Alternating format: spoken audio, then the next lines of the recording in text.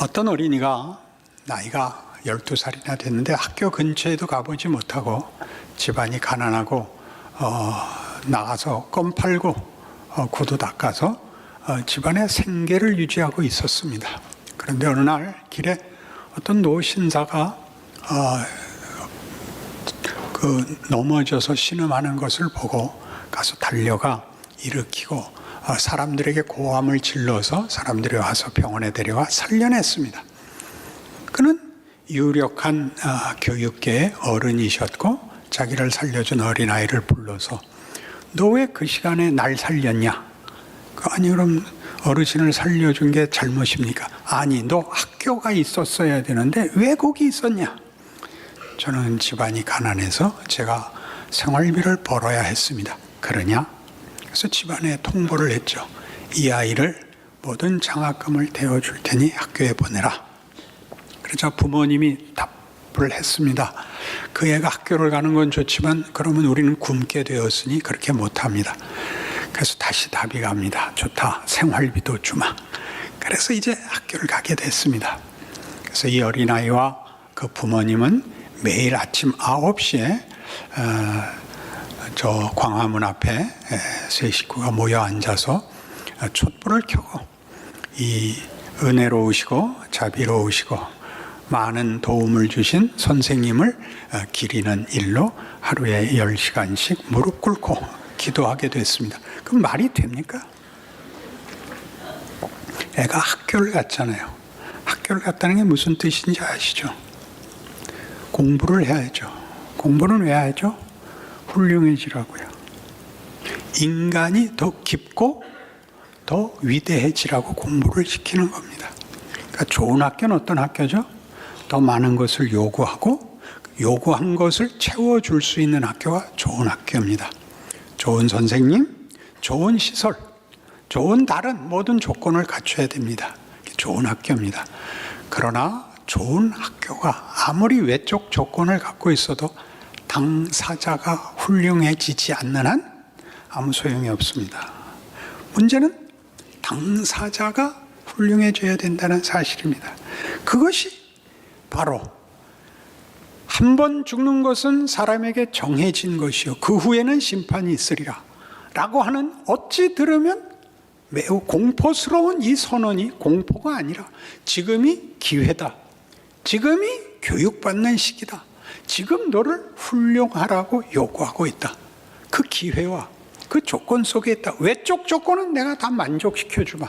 그러나 너 자신이 네 실력을, 네 정체성을, 네 가치를 네가 만들고 네가 되지 않는 한 그것은 아무 소용이 없는 것이다. 그렇게 얘기하는 것입니다. 우리가 이런 기회와 말하자면 책임 속에 있다는 것을 우리가 깨닫지 못하면 우리는 언제나 어떻게 된다고요? 잘잘못이라는 데 묶여서 회개하고 울고 하나님 앞에 진심을 확인받는 것으로 반복적인 뭘 해요? 제자리에 머무르게 되죠. 이거 잘못했습니다. 저거 잘못했습니다. 공부는 어떻게 하는 거죠? 해보는 거죠. 해보는 거죠. 시험 봐서 알았다고 생각하는 것을 틀리고 엉뚱한 거 찍었는데 점수 나오고 하는 일을 겪으셔야죠. 그 우리 인생에서도 우리가 하나님이 우리에게 마치 학교에 보낸 것 같이 우리에게 많은 도전과 위협과 시험 속에서 살게 하십니다. 가장 큰 도전은 뭐죠? 세상이 가지는 폭력입니다. 약육강식, 적자생존. 강해지거나 독해져라 입니다. 그 조건 속에 우리를 집어넣어 놓고 하나님이 우리를 위해 그 아들을 보내셨고 십자가를 지셨고 부활승천하신 분이 우리 편을 들고 계시는데도 이 폭력과 공포 속에서 하나님이 일하신다는 것이 우리에게 믿어지지 않습니다. 왜 그렇게 하시죠? 그 도전과 그 시험에 네가 답을 내라 겁니다. 해결하라가 아닙니다. 우리 모두 예수를 믿고 난 후에도 이런 일에 보호를 받지도 않고 이런 일에 실력이 있지도 않습니다. 어떻게 하죠? 현실이 법보다 뭐가 가깝다? 뭐가 가깝다? 법보다 뭐가 가깝다? 주먹. 이제 나중엔 이렇게 돼야 됩니다. 성경이 가깝다. 법보다 주먹이 가깝습니다. 그래서 우린 집니다. 계속 지고 계속 타협합니다. 우리 생애의 거의 대부분을 지고 후회하고, 더 큰 힘을 갖지 못한 것, 더 독해지지 못한 것을 후회하여 더 독해지고 악해지는 것과 병행해서 원망과 분노가 쌓입니다. 그래서 모든 표정과 행동이 어디로 가냐 하면 건들지 마, 같이 죽을래, 최소한 이렇게 문신을 한다든가 성경책을 붙이고 다닌다든가 온갖 방법으로 안전을 확보하기에 급급합니다. 나이가 들면서 뭘 배우는지 아십니까? 나이가 들면 다시 중학교로 가고 싶습니다. 내가 중학교 가면 그때 같이 놀지 않을까. 공부를 난 잘할 거야. 잘하는 게 뭐죠? 모든 시간을 집중할 것입니다. 그 마음을 가지는 게 열매인 것입니다.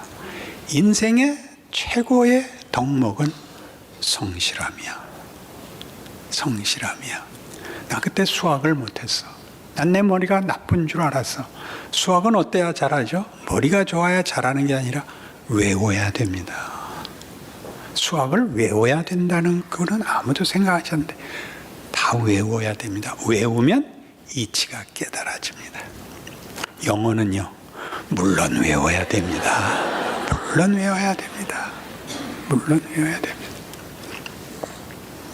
우리 인생 속에서 우리가 나이가 들면서 점점 배웁니다.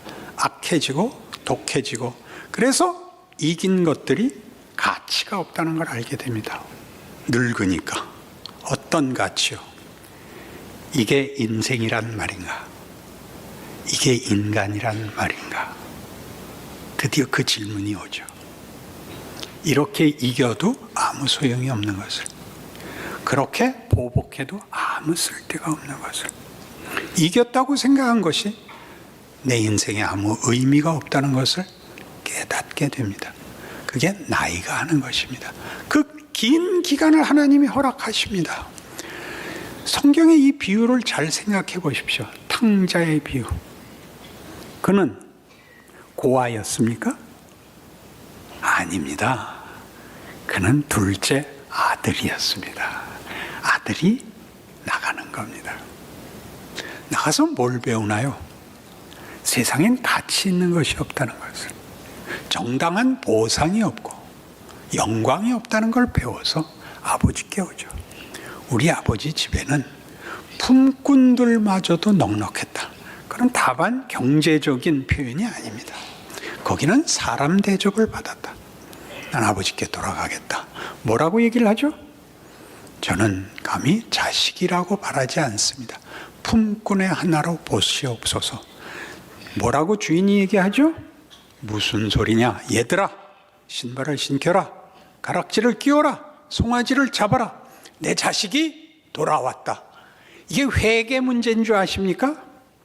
이게 우리가 겪는 신앙 인생의 진솔한 내용인 것입니다.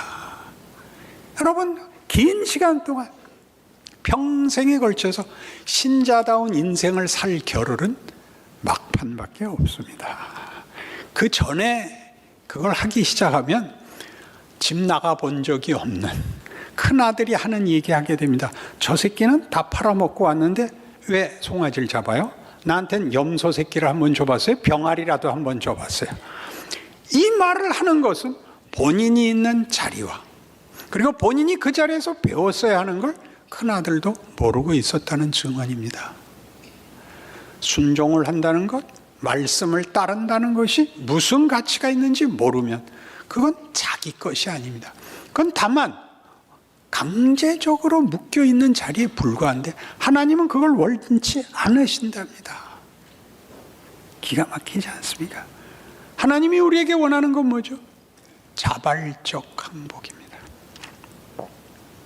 우리가 하나님에 대하여, 하나님이 우리에게 그리하신 것처럼, 우리가 아직 죄인 되었을 때 찾아오신 것처럼, 우리가 소원하고 바라고 기도해서 보상하신 것이 아니라 당신의 사랑으로 우리를 찾아오신 것 같이 우리에게 똑같이 놓고 세상과 하나님을 동등한 기회에 놓고 우리에게 항복을 요구하고 있습니다.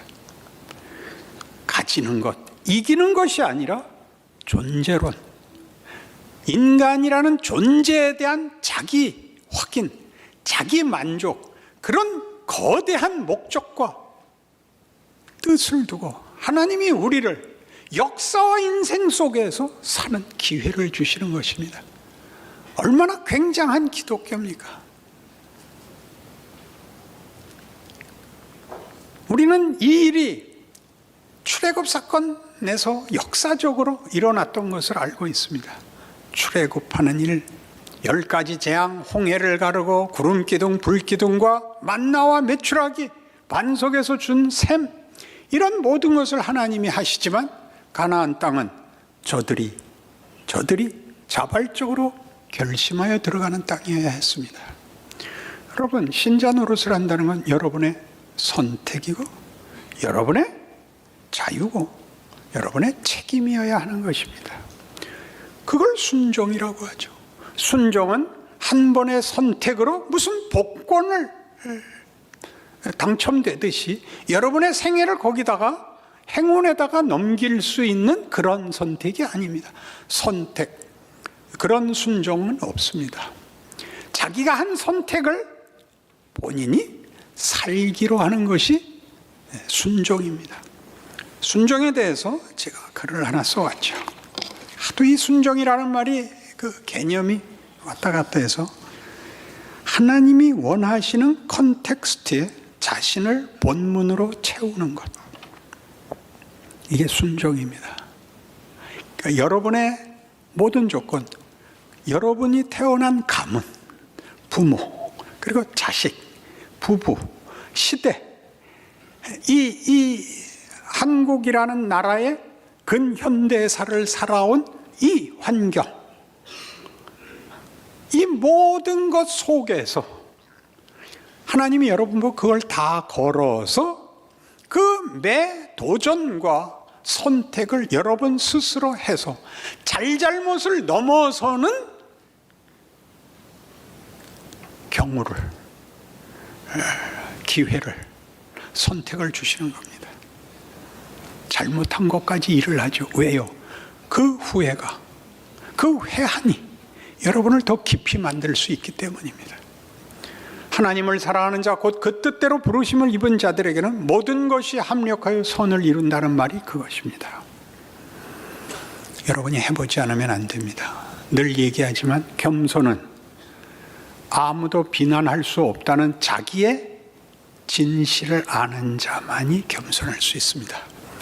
자신의 못난 것을 확인하지 않은 채 겸손을 하는 것은 동정입니다. 그건 낯짝만 봐도 합니다. 이게 동정을 떠는 건지 겸손한 건지는 속일 수가 없습니다. 그 사람의 실력입니다.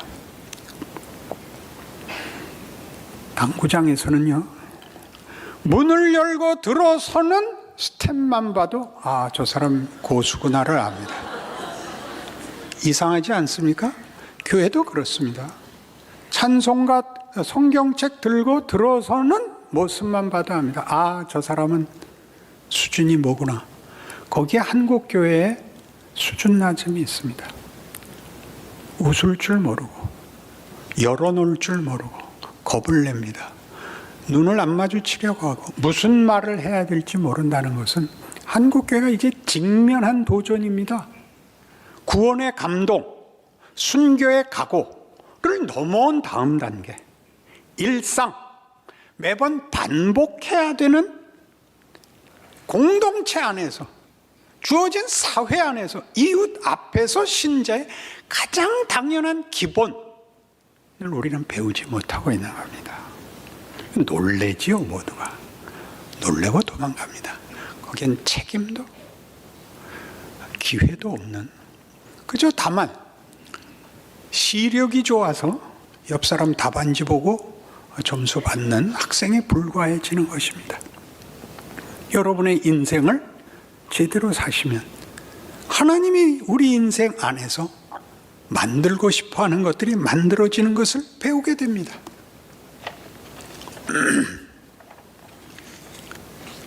본회포 1945년에 39살에 죽어버린, 그리고 실력 있는 신학자요, 목회자였으나 히틀러 암살에 참여하여 이제 잡혀서 교수형으로 죽습니다. 그의 책 중에 1월에 추천할 이 책의 내용입니다. 제목이 아주 도전적입니다. 정말 기독교는 비겁할까? 굉장하죠? 비겁해요. 우리는 예수 믿는 걸 어떻게 믿어야 되는지, 어떻게 책임져야 되는지 모르고 다 고개 숙이고 도망 다녔으니까 본회포는 그렇게 얘기할 수 있습니다. 정말 기독교는 비겁할까? 그렇게 물은 본회포는 비겁하지 않았습니다. 이렇게 썼습니다. 시간이라는 주제에 우리가 사람으로서 살며 경험하고 배우며 창조하고 즐기며 고통받지 않은 시간은 잃어버린 시간일 것입니다. 잃어버린 시간이란 채워지지 않은 텅 빈 시간입니다. 하나님의 말씀은 나의 시간을 요구합니다. 하나님 자신이 시간 속으로 들어오셔서 나의 시간을 그분께 내어드리길 원하십니다. 그리스도인으로 산다는 것은 순간이 아니라 지속적으로 시간을 들여야 하는 일입니다. 여러분들이 원망하는 여러분들의 현실입니다. 현재입니다. 어쩌란 말입니까? 뭘 어째요? 할 수 있는 걸 하세요. 할 수 있는 걸 실력만큼 하세요. 잘할 수도 있고 잘못할 수도 있습니다. 잘못한 것을 반복하지 마십시오. 반복하고도 더 나아지려고 애를 쓰십시오. 그래서 실제로 나아지십시오. 내가 그때 중학교 때 수석을 했다, 차석을 했다가 아니라 그것이 지금 어떤 열매로, 어떤 나를 만들었는가를 돌아보십시오. 한국교회가 이렇게 겁을 내는 것은 이건 비겁한 것입니다. 예수를 믿는 걸 뭐 나가서 소리를 지르고 광분하겠습니까? 여러분들에겐 이미 주어진 도전이 있습니다. 여러분의 가족, 여러분의 이웃, 여러분의 회사, 여러분이 속한 이 사회가 있습니다. 여러분 지하철에 서 있어도 모습이 달라야 됩니다. 거룩이라고 맞박에 쓰라는 얘기겠습니까? 표정이 달라야 됩니다. 살아있는 존재가 마땅히 가져야 할 표정, 마땅히 가져야 할 어떤 여유, 인간이지 않습니까? 짐승과 다르고 기계와 다르고, 그리고 속지 말아야 할 것, 명분이 아닙니다. 실존이어야죠. 에베소서 4장에서 이 일을 성경은 이렇게 요구하고 있습니다. 에베소서 4장 13절 314페이지입니다.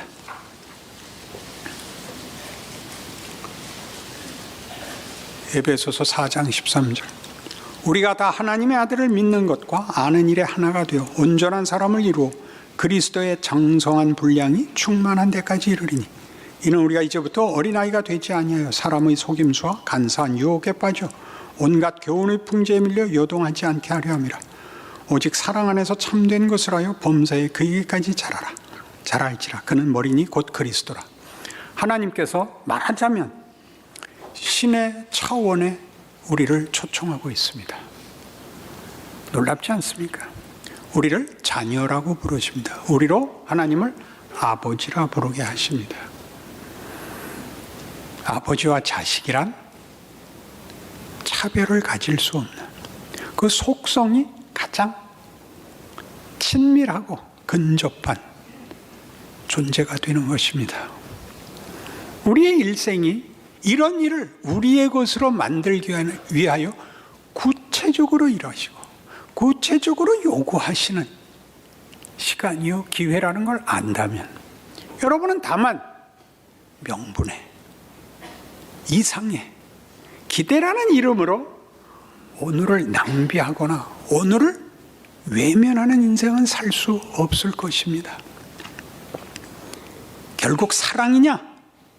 여기서 사랑은 윤리도 명분도 아니고 최고의 자발성을 얘기합니다. 여러분이 사랑할 수 있는 사람이 되셔야 되는 것입니다. 여러분이 책임질 수 있어야 됩니다. 그것은 인간으로서는 상상할 수 없었던 엄청난 약속입니다. 보통 세상에서 종교를 가지는 가장 큰 이유는 책임을 미루기 위해서 아닙니까? 여러분이 하는 기도의 대부분은 뭡니까? 하나님의 뜻을 알아서 내가 책임지지 않게 해 주십시오 아닙니까? 여러분이 기도할 수밖에 없고 비명 지를 수밖에 없을 때도 답이 안 내려올 때는 어떻게 해야 되죠? 실력만큼 하십시오. 화를 내도 되고 밥상을 걷어차도 됩니다. 그리고 뭘 배우죠?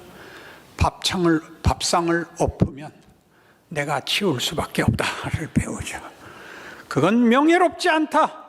그건 강한 것도 아니요, 독한 것도 아니요, 못난 짓이다. 배우죠. 그렇게 배웠어야죠. 교회를 30년, 40년 다니고 예수를 평생을 믿었는데 는 게 없죠. 부끄러워하셔야 됩니다. 여러분의 참된 인생을, 신앙 인생을 살아내시는 여러분들 되시고, 비난하고 원망해서 누구에게 책임을 떠미는 그런 스스로의 기만에서 벗어나시는 위대하신 인생을 사시기 바랍니다.